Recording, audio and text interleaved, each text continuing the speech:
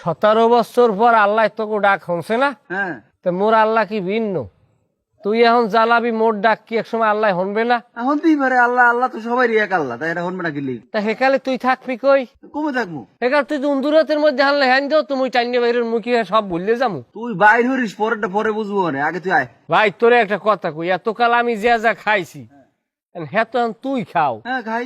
এমন তো না যে তুই খাও নাই তুই সাধু হয়ে গেছ। আগে খাইতাম আমি, এখন খাও তুই, মানে এপিট উপিট। এখন আমি তোরে খাওয়ানে যাই, তোর বাগড়া দিতে আস না, তোর কাম তুই খাইতে আসো, তুই খাইতে থাক, আমার নিরিবিলি বসবাস করতে দে।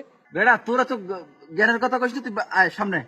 আমি একটা কথা কই, মামলা দিতে পারবি, জ্বালাইতে পারবি, কিন্তু হিসেব করে দিস দিনের পর রাত, রাইতের পর দিন। আজ যদি আমারে জ্বালাও, কালকে তুমিও রেডি হইতাও জ্বালানোর লাগিয়া। আমি যে সময় মানুষ জ্বালাইছি, ধরো তোরই জ্বালাইছি, আমি তো বুঝ জন্য জ্বালাই নাই। এখন আমি বুঝতে আসি না, আমি একবারই গেছি বেড়াইতে, এবারই দিয়ে আমার 12 ফিট বিদায় খাওন।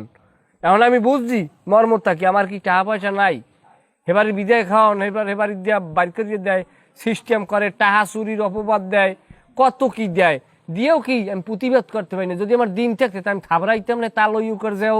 এখন কি তুই আবি না? আইতে পারি, তবে একটা জিনিস মনে রাখো, আজ তুমি আমারে মারবা, পরশু কিন্তু তুমি কারো না কারো মার খাবা। এটা আমার খাবার আর একজনেরটা খাও।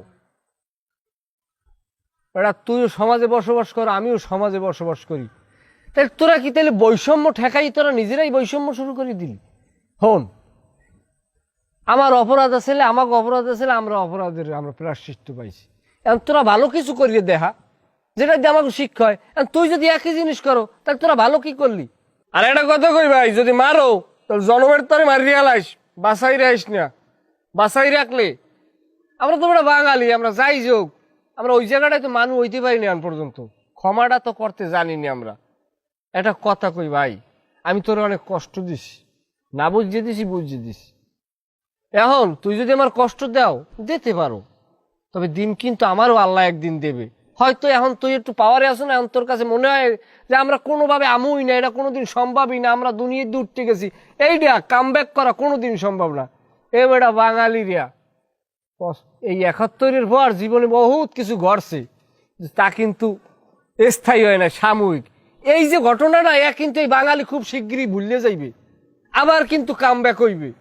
বরংস কি ভাই, আমরা একই অবস্থানে, অবস্থানে কেমনে বসবাস করতে পারি, ভুল ত্রুটি ভুললিয়া কিভাবে একটা সুন্দর সমাজ গড়তে পারি, এই এর উদ্যোগ নে।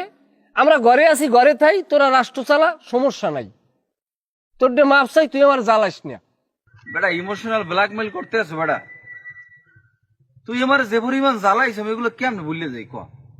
তারপরও তুই যে কথাগুলো কইছো, কথাগুলো ভালো কথা কইছো, আমার কথাগুলো আসলে মস্তিষ্কে ঢুকিয়ে গেছে।